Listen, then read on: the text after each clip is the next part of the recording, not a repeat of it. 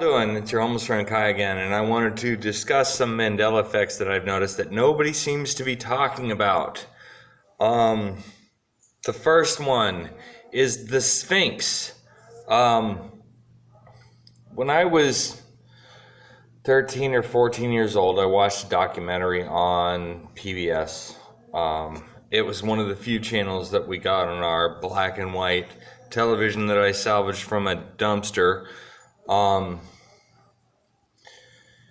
and fixed myself. But we got PBS and we got it really clear. And I watched this incredible documentary on the Sphinx. And it turns out that the Sphinx was never meant to be a Sphinx. So they had scientific proof that the Sphinx itself was originally a lion facing the constellation Leo, but not as the constellation Leo is now. It was facing the constellation Leo about 10,000 years ago, and it was a lion, and they had scientific proof and Egyptian records that showed that the Sphinx was buried up to its neck, and a pharaoh took a nap in the shade of the lion's head and had a dream that said, if you carve your face from the lion, you will be immortal. Something like that.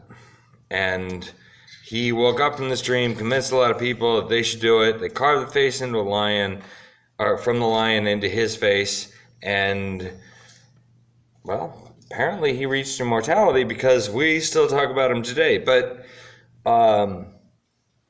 he never intended on having the body of the lion. He didn't know there was a body of a lion underneath it.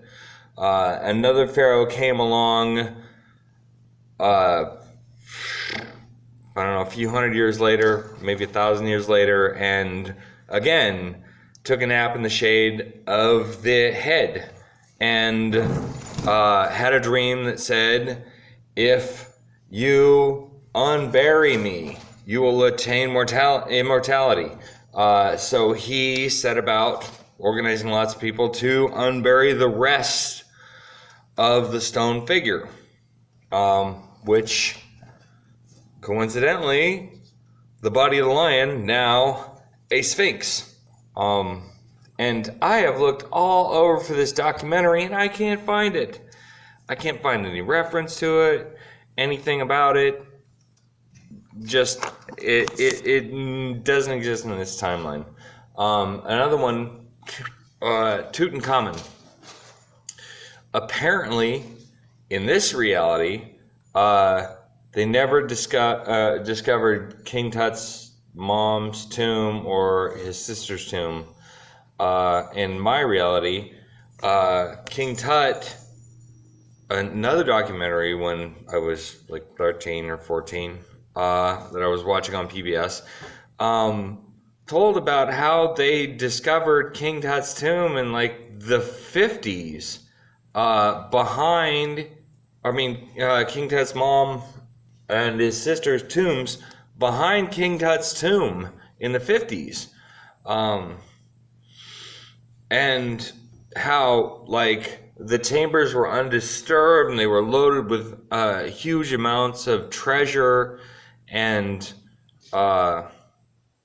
it was such an amazing discovery, and it led to, like, the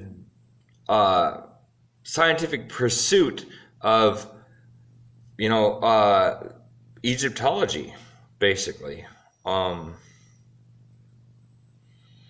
And I don't understand why nobody's talking about this. Another one, the Da Vinci's painting of the Last Supper is way different now. Now he's apparently breaking bread. Man, there's the most important difference that I've noticed is in my reality, the original painting, he was holding the Grail. He was holding a golden chalice with a blue jewel in the center of it and two red jewels on either side, and he was talking to somebody off to his left, and everybody seemed happy in the painting. Everybody seemed happy. Now it's a very dark painting where people are yelling and they're miserable and he's breaking bread and shit's about to go down. You can tell by looking at the painting. It's a total, it's totally obvious to me that it's entirely different. The Mona Lisa, in my reality, she wasn't smiling and she had eyebrows. She had a very straight mouth.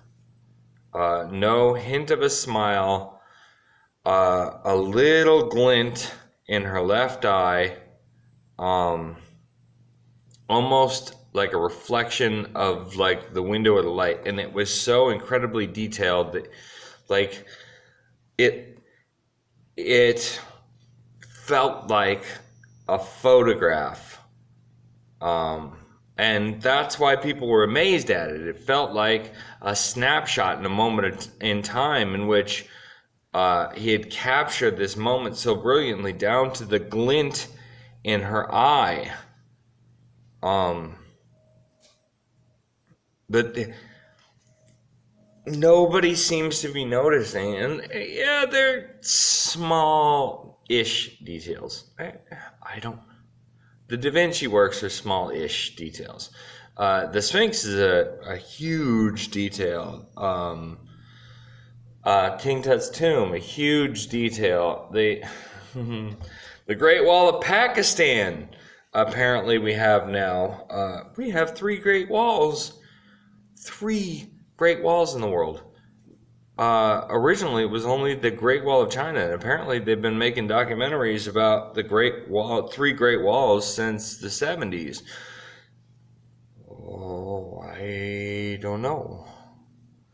It doesn't seem to fit. And people can say, oh, you're remembering it wrong, but these were huge chunks of my education as a child, and I'm not misremembering them. I know what I saw, I know what I learned, I know what I felt by watching these. I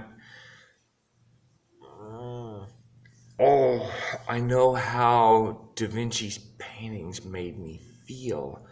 They were amazing, and I studied every detail, and they're different.